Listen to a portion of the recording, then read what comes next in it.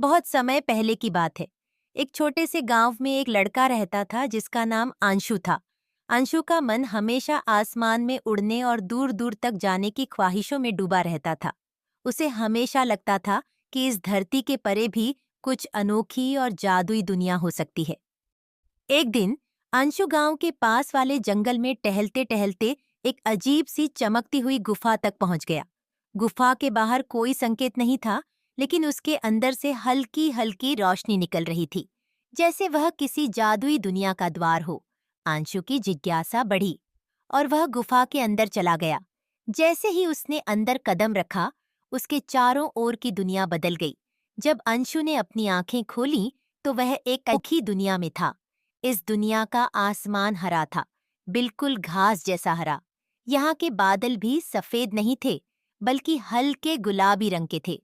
सबसे अजीब बात यह थी कि यहाँ के पेड़ पौधे नीले थे। हर पेड़, हर झाड़ी और हर फूल का रंग नीला था।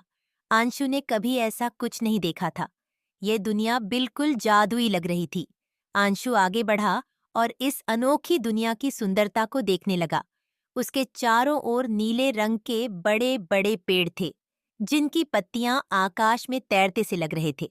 जमीन पर नीली घास और फूल खिले हुए थे, और हरे आसमान में चमकीले गुलाबी बादल धीरे धीरे तैर रहे थे।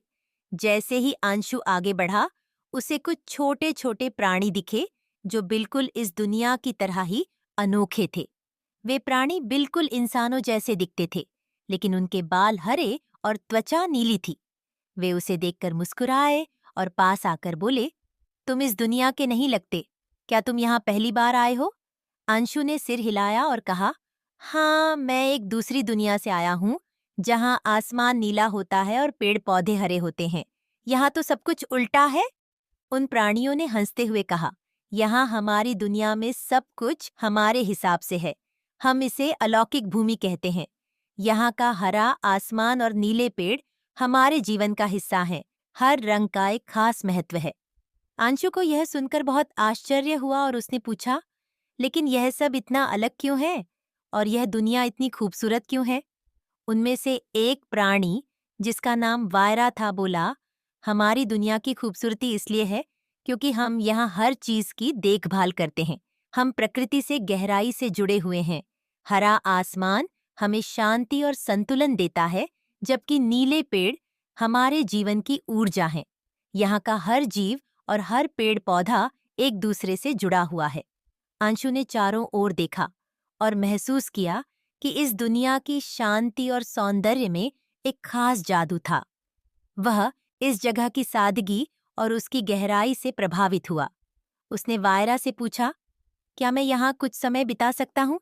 मुझे यह जगह बहुत अच्छी लग रही है।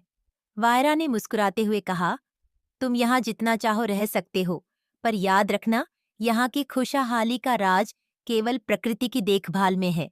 अगर तुम इस दुनिया का हिस्सा बनना चाहते हो, तो तुम्हें भी यहाँ के नियमों का पालन करना होगा। अंशु ने सहमति में सिर हिलाया। अगले कुछ दिनों में अंशु ने अलौकिक भूमि के बारे में बहुत कुछ सीखा। वहाँ के लोग पेड़ पौधों से बातें कर सकते थे और पेड़ भी उन्हें जवाब देते थे। अंशु ने देखा कि यहाँ कोई लालच, ईर्ष्या या दुख नहीं था। सब कुछ सामंजस्य में था। एक दिन अंशु एक विशाल नीले पेड़ के नीचे बैठा था, जब पेड़ ने उससे बात की। पेड़ ने कहा, तुम्हारी दुनिया भी ऐसी ही खूबसूरत हो सकती है, अगर वहाँ के लोग प्रकृति का सम्मान करें और उसका ध्यान रखें। अंशु को यह सुनकर अपनी दुनिया की याद आई। उसने सोचा कि उसकी दुनिया में भी अगर लोग प्रकृति का सम्मान करने लगें, तो वहाँ भी शांति और खुशहाली आ सकती है। अंशु ने अलौकिक भूमि में कुछ और समय बिताया और फिर वापस अपनी दुनिया लौटने का फैसला किया। वह अब समझ चुका था कि असली जादू किसी दूसरी दुनिया में नहीं, बल्कि हमारे आसपास की प्रकृति में है। बस हमें उसे समझना और उसकी देखभाल करनी आनी चाहिए। जब अंशु वापस अपने गांव आया, तो उसने अपने दोस्तों और परिवार को उस अनोखी दुनिया के बारे में बताया। उसने उन्हें सिखाया कि कैसे हमें अपनी धरती और प्रकृति का सम्मान करना चाहिए। धीरे धीरे अंशु के गांव के लोग भी यह समझने लगे कि खुशहाल और सुंदर जीवन के लिए हमें प्रकृति से जुड़ना होगा।